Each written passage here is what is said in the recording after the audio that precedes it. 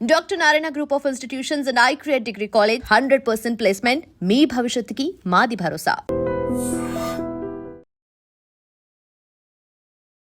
తెలంగాణలో highest rainfall ఇప్పటి వరకు చూడనటువంటి రెయిన్ఫాల్ ఈ సీజన్ లో ఒకే ఒక్క రోజులో నమోదైంది.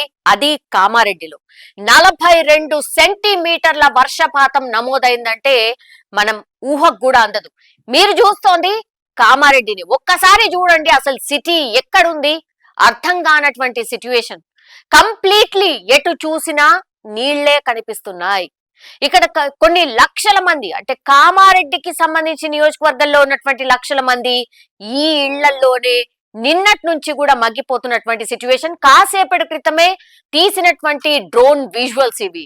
అంటే 9 గంటలు, పొద్దున 9 గంటల ప్రాంతాల్లో తీసినటువంటి డ్రోన్ విజువల్స్. ఒకసారి చూడండి, ఇళ్ళు మొత్తం నీళ్ళలోనే ఉన్నాయి.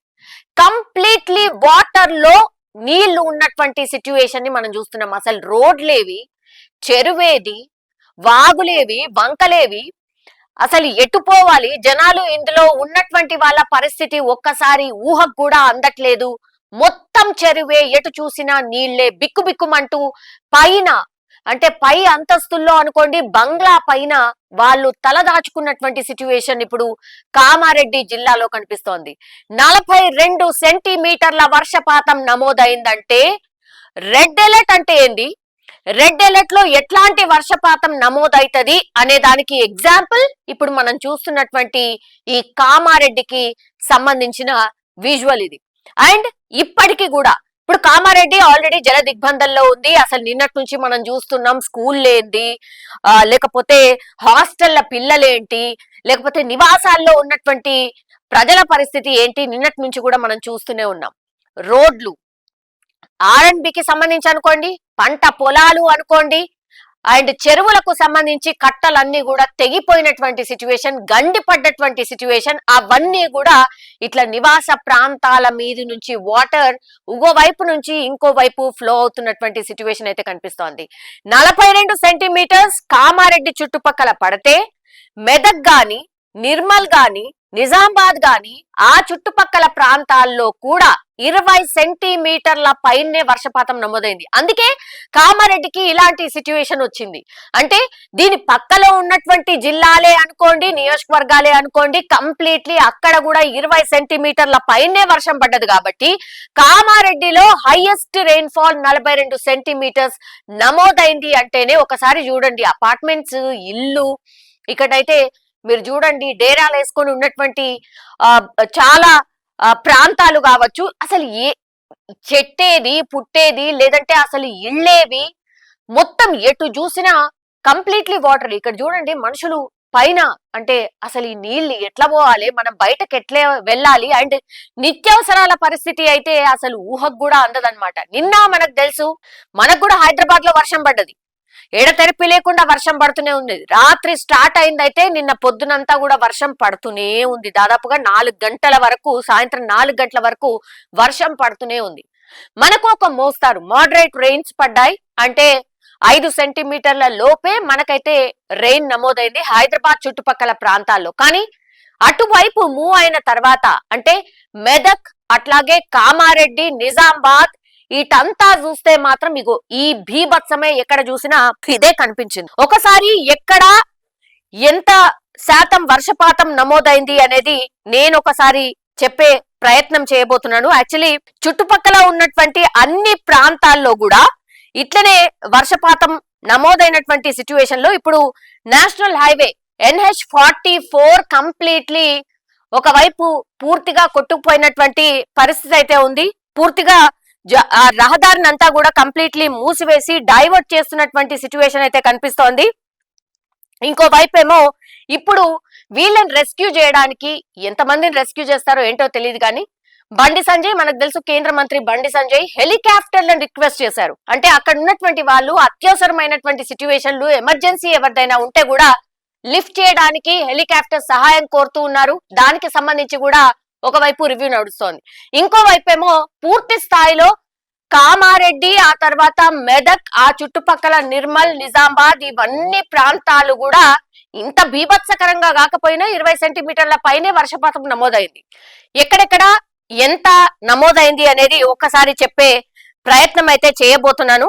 యాక్చువల్లీ కళ్యాణి ప్రాజెక్ట్ కి గండి అయితే పడింది. 405 అడుగులు దీని కెపాసిటీ. యాక్చువల్లీ దీని కెపాసిటీ ఎప్పుడో మించిపోయి పూర్తిగా గండి పడి ఆ వాటర్ కూడా ఈ సిటీ అంతా ముంచినటువంటి సిచ్యువేషన్ అయితే కనిపిస్తోంది. ఇట్లా చాలా వాగులు అనుకోండి, లేకపోతే చెరువులు అనుకోండి, పూర్తిగా గండిపడి ఇట్లాంటి సిచ్యువేషన్ ఇప్పుడు మనకు కామారెడ్డిలో కనిపిస్తోంది స్పష్టంగా. అయితే ఎక్కడెక్కడ ఎంత వర్షపాతం నమోదైంది ఏంటి అనేది నేను ఒకసారి చెప్పే ప్రయత్నం చేస్తాను.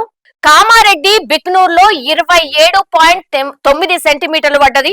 నిర్మల్లోని వడ్యాల్లో 27.58 సెంటీమీటర్లు పడ్డది. కామారెడ్డిలోని తాడ్బాయిలో 27 సెంటీమీటర్లు, మెదక్ జిల్లాలోని సర్దానాలో 26 సెంటీమీటర్లు, కామారెడ్డిలోని పాత రాజంపేటలో 24 సెంటీమీటర్లు, మెదక్లోని నాగపూర్లో 23.65 సెంటీమీటర్లు, నిర్మల్లోని విశ్వనాథ్పేటలో 23 సెంటీమీటర్లు, ముజిగిలో 22, లింగంపేటలో 21, ఇట్లా 18 ప్రాంతాల్లో అత్యధికంగా వర్షపాతం నమోదైంది. కాబట్టే ఇప్పుడు కామారెడ్డిని పూర్తిగా ఫ్లడెడ్ కామారెడ్డి అని అంటే ఇదే అని మనము అనుకోవచ్చు. బికాస్ ఎవ్వరు కూడా ఎక్స్పెక్ట్ చేసి ఉండరు.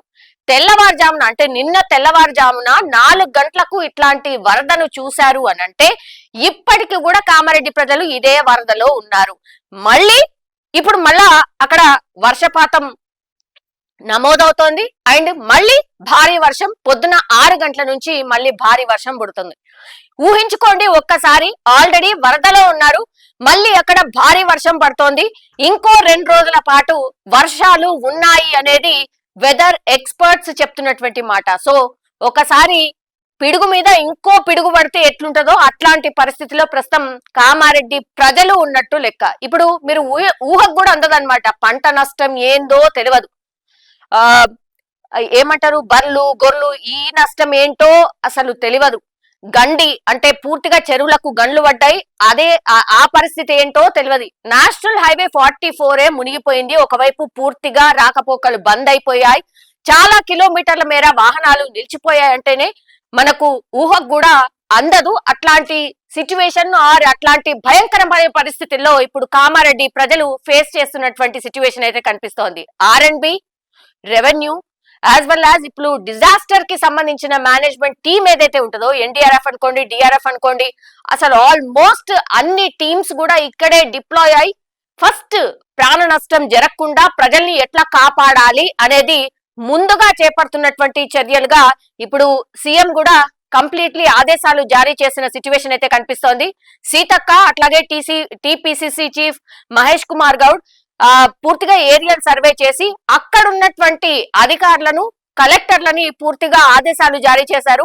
ఫస్ట్ ప్రాథమికంగా తీసుకోవాల్సిన చర్యలేంటి, ప్రజల్ని ఎట్లా రక్షించాలి, సురక్షిత ప్రాంతాలకు ఎట్లా తరలించాలి, ఇవన్నీ కూడా ఒకవైపు, అండ్ IMD ఇస్తున్నటువంటి హెచ్చరికలు ఇంకోవైపు. వాతావరణ శాఖ క్లియర్ కట్ గా చెప్తోంది ఇంకో 2 రోజుల పాటు భారీ వర్షాలు ఉండబోతున్నాయి. అండ్ మోస్ట్ ఎఫెక్టెడ్ ఏరియాస్ మళ్ళీ కామారెడ్డి, మెదక్, నిర్మల్, నిజామాబాద్, ఆదిలాబాద్ ఇవన్నీ ఉండబోతున్నాయి. సో దెబ్బ మీద దెబ్బ అంటే ఎట్లా ఉంటది అనేది ఇప్పుడు కామారెడ్డి నుంచి అటు ఉత్తర తెలంగాణ వైపు ఉన్నటువంటి అన్ని జిల్లాలు చూస్తున్నటువంటి సిచ్యువేషన్ అయితే కనిపిస్తోంది.